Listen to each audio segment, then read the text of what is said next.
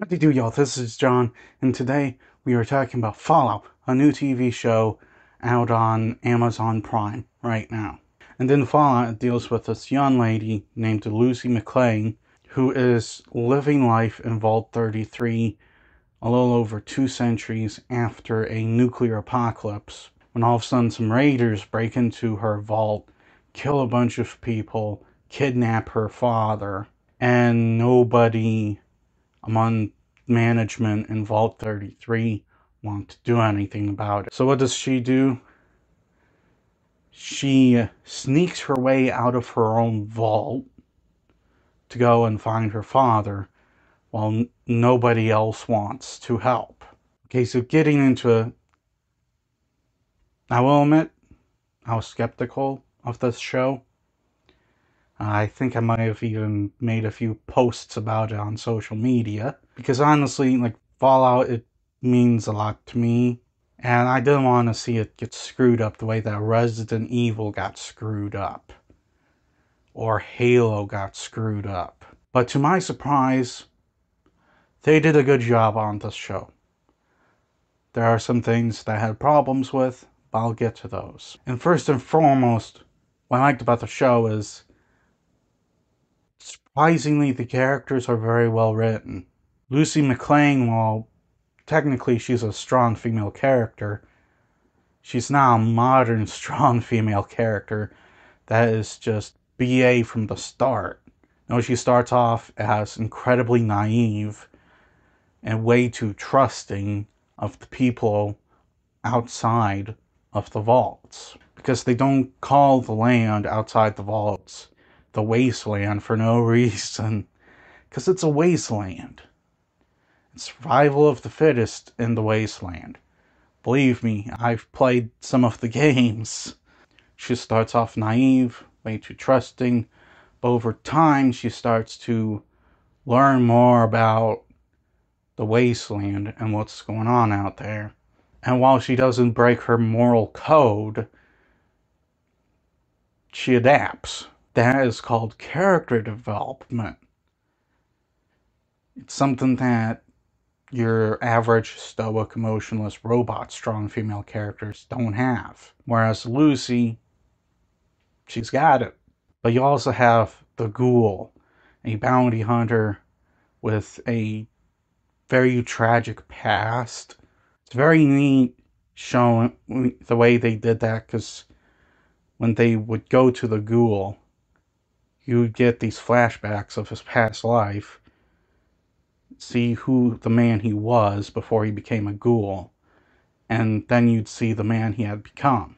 And lastly, Maximus, who, very similarly to Lucy, has actual character development. He starts off kind of a whiner, but by the end of the season, he becomes like a real knight of the Brotherhood, because he's part of the Brotherhood of Steel. He becomes a much stronger person throughout the course of the season. And as far as the story goes, the story's really good. You have these three characters who, are kind of doing the different things, but they're all going to the same objective. And yes, they run into each other, sometimes they fight, but at the end of the day, they basically all have the same goal. There's also all these different factions, like the Brotherhood of Steel, like some of the other groups in it.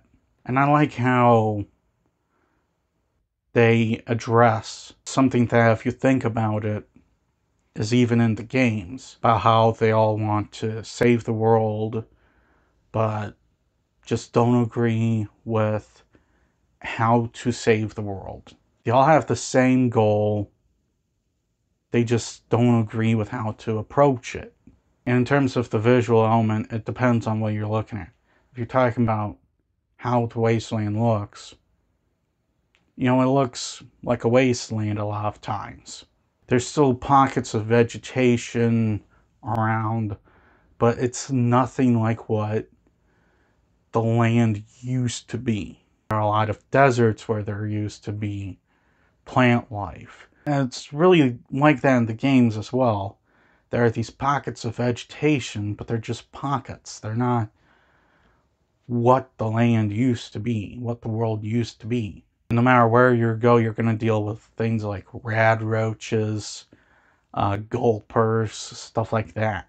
On the other hand, though, the special effects could have used some work. And I'm not talking about things like makeup and stuff like that. I am talking about like the CGI power armor. The CGI power armor looks really bad. I wouldn't say it's like the worst CGI in the world, but there are some stuff they could have done to touch it up. After all, this is Amazon. They're a billion-dollar company. While I get Prime Video's like a smaller thing than something like Netflix, they're part of a bigger company. They should have been able to afford it, but eh. Also, the depiction of Vault-Tec kind of bothered me a little bit. Because Vault-Tec in the games, while it was shady and corrupt, it wasn't like pure evil or anything like that. The worst they did was experiment on people in the vaults. Which, that's pretty bad. But nothing compared to what they do in this show. This show, they do like these pure evil things, and they're not pure evil entity. You know, it's kind of like Umbrella in Resident Evil. If you think about it, in Resident Evil, Umbrella is, yeah, shady and corrupt, but they're not pure evil. Whereas in all the adaptations, they are depicted as pure evil. It's kind of like a situation like that. All in all, Fallout, the TV show, it's pretty good. I wouldn't say it's the greatest show on earth, or that it's 100% accurate to the games, but it's pretty representative of what the games are, and it's a well-made show. It's got good characters there. By the way, played by good actors. I did forget to mention that. The acting's good. The story's strong. The depiction of the wasteland, it looks a lot like the wasteland in the video games. I had a couple issues with it, but it didn't really hurt my overall enjoyment of the show. I'm going to give Fallout an 8. Well, that's all the time I have for today. Please hit the like button if you enjoyed this video.